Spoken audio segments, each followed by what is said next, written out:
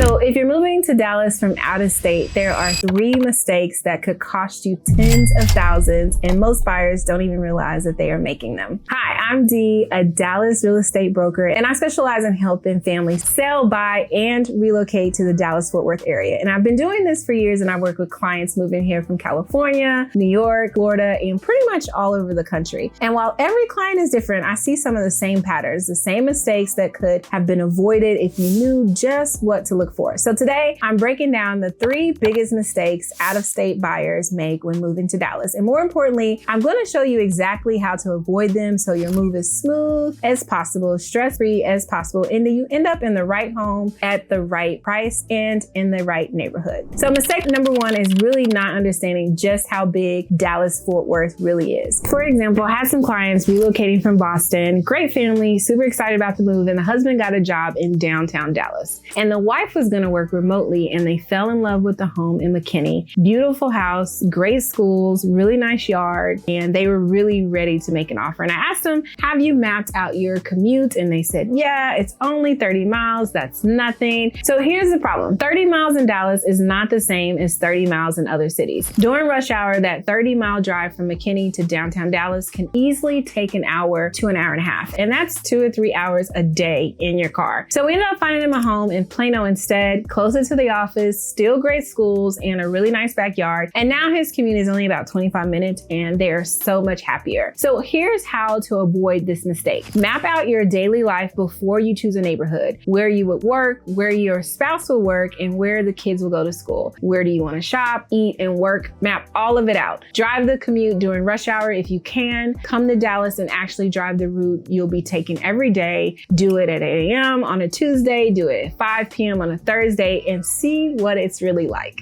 Also, you want to make sure to work with a local broker like myself who knows the area. I help my clients narrow down neighborhoods based on where they'll actually be spending their time so they're not stuck with a brutal commute. The Dallas-Fort Worth Metroplex is huge. Don't underestimate it, please. So mistake number 2 is buying in the wrong school district. This one really breaks my heart because it's kind of avoidable, but I do see it all the time. And here's what happens. A family is moving to Dallas. They heard that Plano has really great schools, so they buy a house in Plano, thinking that their kids are all set, but then they find out that their home is zoned to a school that's not so highly rated, or it's overcrowded, and it's not the right fit for their kids. And now they're stuck. They either have to move again, pay for private school, they'll deal with the school situation that they're not happy with. So let me tell you about a client I worked with last year. They were moving here from Chicago with 2 young kids. They wanted top-rated schools, and they've done their research, and they knew Plano ISD was one of the best districts in Texas. They found a home they love in Plano, made an offer, and were about to go under contract. And I asked them, have you checked with the specific schools this home is zoned for? They hadn't. They just assumed that because it was Plano,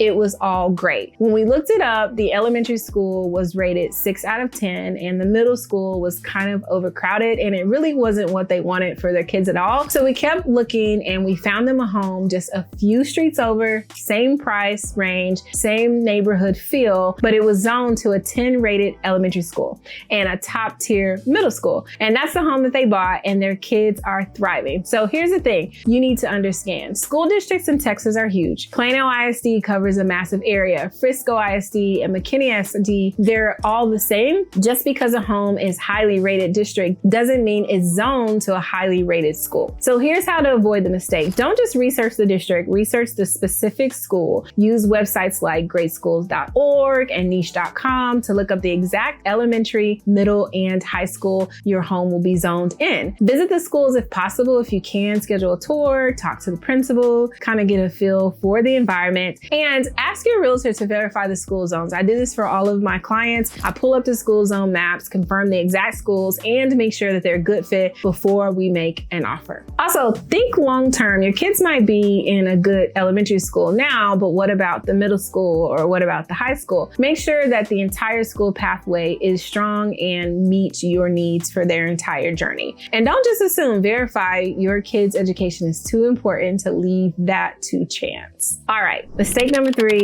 is underestimating the property taxes. This is one that shocks people the most, and honestly, I get it. If you're moving from a state with income tax, you probably heard that Texas has no income state tax, and that's true. But what people don't realize is that Texas makes up for it in property taxes, and they are quite high. So here's a real story. I had clients relocating from Florida. They bought a beautiful home in Frisco for $550,000. They were so excited. They budgeted for their mortgage, their insurance, and everything, and they thought that they were all set. And then they got their first property tax bill, and it was $13,000. They were absolutely shocked. They called me and said, Dee, is this right? This has to be a mistake. And it was a mistake. It's just that the property taxes in Texas are actually quite high. And in most parts of Dallas, Fort Worth, you're looking at 2 to 2.5% of your home's value in your property taxes every year. And some areas are even higher. So if you buy a $500,000 home, you're paying about $10,000 to $12,000 per year in property taxes alone. And that's roughly about $1,000 a month on top of your mortgage payment. So if you're not prepared for that, it can completely blow your budget. And here's how to avoid this mistake. Factor in your property taxes into your budget from day one. When you're calculating what you can afford, don't just look at the mortgage payment. Add in the property taxes, the homeowner's insurance, and the HOA fees if applicable. Also, you want to make sure that you ask your lender to include the property taxes in your monthly mortgage payment estimate. Most lenders will set up an escrow where a portion of the monthly payment goes towards your taxes. That way, you're not hit with a huge bill once or twice a year. You also want to make sure to understand that property taxes can increase. Your home value is likely to go up over time. So can your property taxes. Please plan for that. You also want to make sure to work with a broker who will be upfront about the real cost of the property taxes. I always show my clients the full financial picture: mortgage, taxes, HOA. Here's the bottom line. Texas has no state income taxes, but property taxes are high. If you're moving from a state like California or New York, you might still come out ahead financially, but you need to know what you're getting into. Also, when it comes to property taxes, do not forget to file your homestead tax exemption. It is a tax relief when the home is considered your primary residence. So those are the three biggest mistakes I see out-of-town buyers make when moving to Dallas. Not understanding the size of DFW, and you end up having a brutal commute, buying in the wrong school district, and underestimating property taxes. But here's the good news. All of these mistakes are completely avoidable. And that's exactly what I help my clients with every single day. When you work with me, here's what will happen. We'll map out your daily life. I'll ask you about your job, your spouse's job, your kids, your hobbies, your lifestyle. And then I'll help you narrow down neighborhoods that can actually make sense for your life and your family, and really not just what's popular or trendy. We'll verify the school zones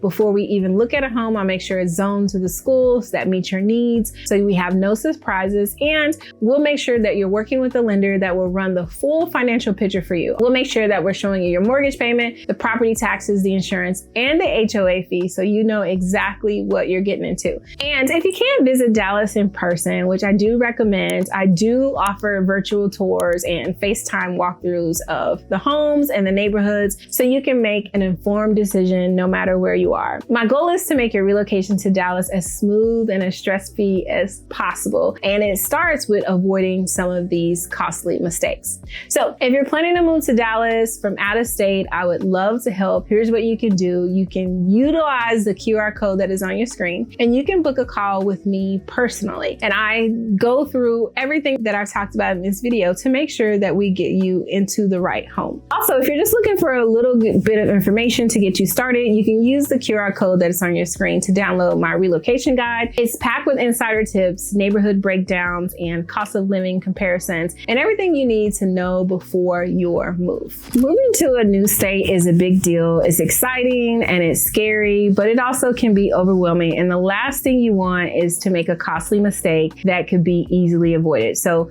do your research. And if you're watching this video, I know you're already doing it, but also make sure to ask questions, work with a local realtor who knows the market inside and out. And if you are looking for someone to help you on your journey, you can shoot me a text, give me a call, and I will be happy to help. And if you want some more information on the difference between Dallas and Fort Worth, you can watch this next video here.